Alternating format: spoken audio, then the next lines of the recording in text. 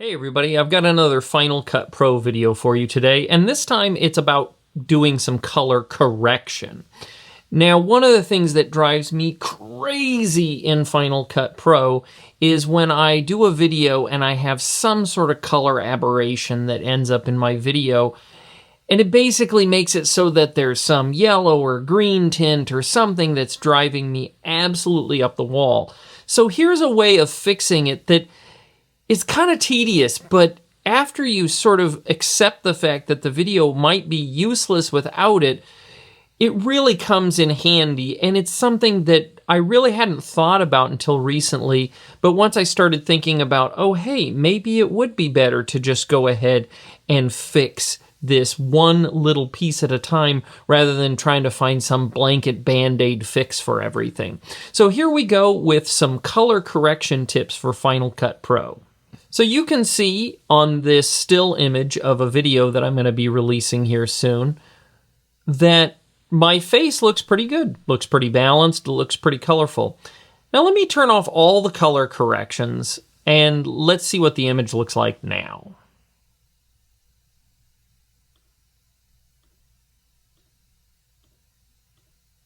So you can see it looks a little washed out and kind of bizarre. And as I start to turn the color corrections on, you can see what I was focusing on. So first I used the first color adjustment to just kind of get us in balance. And then the second one was to bring in some kind of depth to the color. But if you notice really quickly, if I zoom way in, look at the yellow ring around my eyes. Now, I'm not sure what I was doing that day. Apparently, I was very jaundiced, but it was just ugly. And the more I looked at it, the more it drove me insane.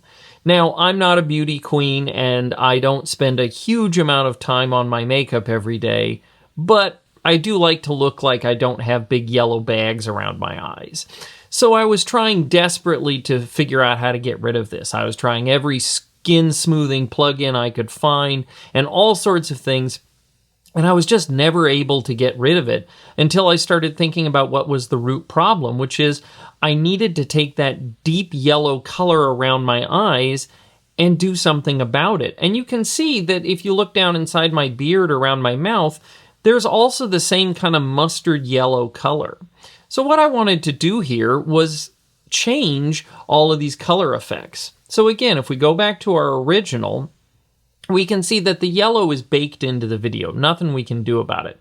Now, I might have been able to shoot in Vlog or something to try and do some more heavy-duty color correction, but I'm not really doing serious filmmaking, so I wanted to do this a little bit quicker. So I went ahead and I started applying a color board using a color mask to try and highlight out those colors. So if I go over here to my color picker, you can see that in my first color adjustment, I had just done some basic things. I'd brought down the highlights to get rid of the shininess on my nose.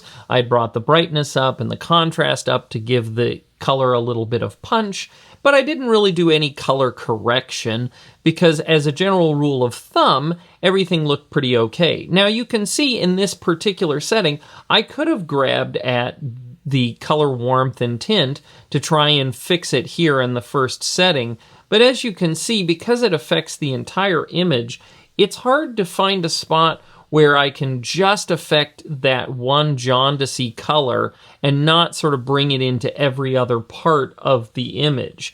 And frustratingly, because that color is so strong, you can see that it preserves and it takes the adjustment so much that it's really hard to actually get it to go away because it's so much brighter than my skin color. And so it preserves its luminance much more than the others.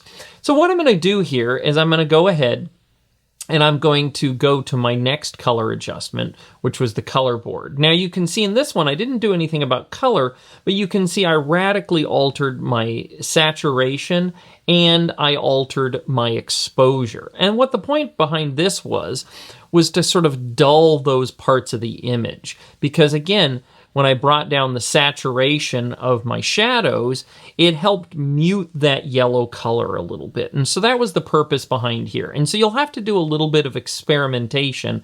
But again, what we're trying to do is mute the color a little bit to make it a little bit flatter so that we can start to select it. Now, the next thing I did was I went to my color board again, but I added on a color mask. Now, when you're adding in masks, whenever you add a color picker, you're going to go up here next to the name and you're going to click on this little box, and then you can add the color mask. And what I did, and you can see if I hit view mask here, I'm going to go ahead and turn this one on, you can see what I selected was one little piece of that color. Now, like I said before, that yellow color is appearing all over my face, down around my beard, so I wasn't that concerned if it pulled it out of other places, because I frankly didn't want that mustard yellow color anywhere in the image.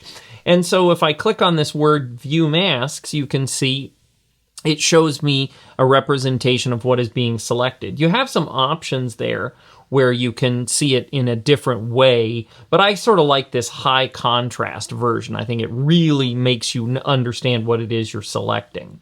So once I did that, then what I did is I came in and you can see I desaturated it just a little bit, not a lot, but just a little.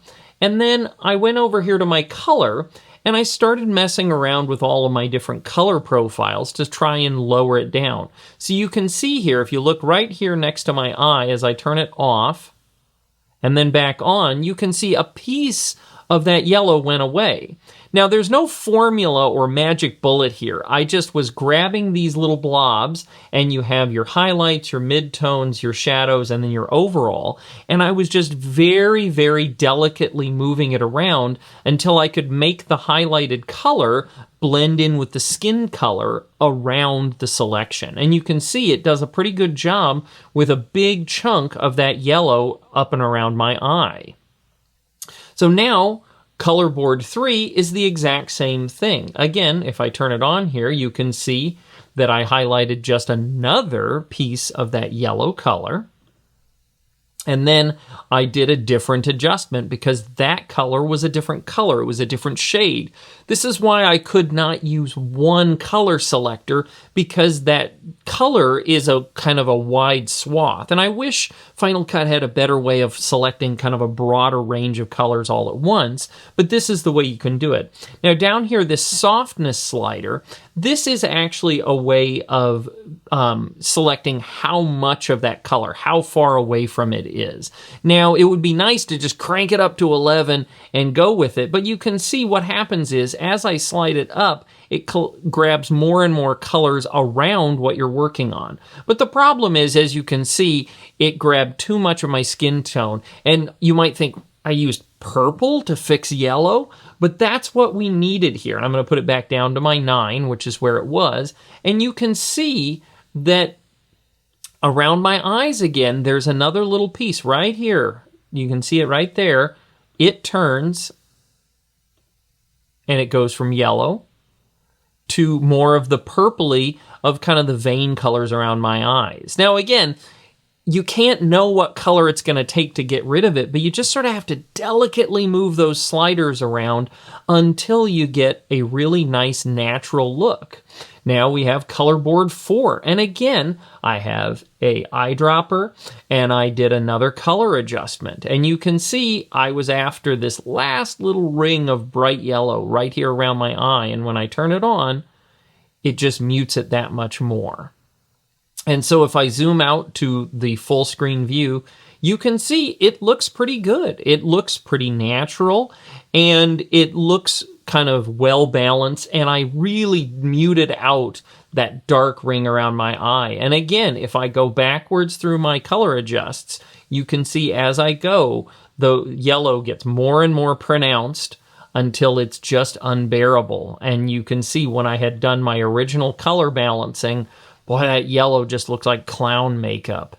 And so this is just a great way of isolating a color on your skin and removing it. And you could use this for example, a pimple. You could highlight just that bright red color, and you could start messing around with it to try and balance it into the skin tone. And you may have to use 3 or 4 different color masks in order to highlight the different variations of the color, because again, it's going to be really hard to find one tool that can do all of this all at once. But once you kind of get over the fact that you're going to have to delicately go one step at a time, you can get some really great results out of your skin smoothing, coloration, and you can fix a lot of these problems. So hopefully you found this video helpful. I'm going to be doing more videos having to do with my workflow here.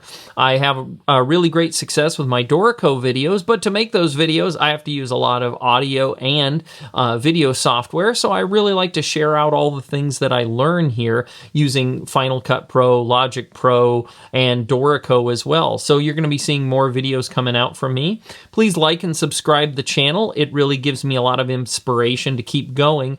And if you have any questions or if you have any requests, please let me know. I get a lot of great inspiration from people saying, hey, could you do a video on X? And then I'm happy to cover it. So thanks so very much for watching, and I'll talk to you next time.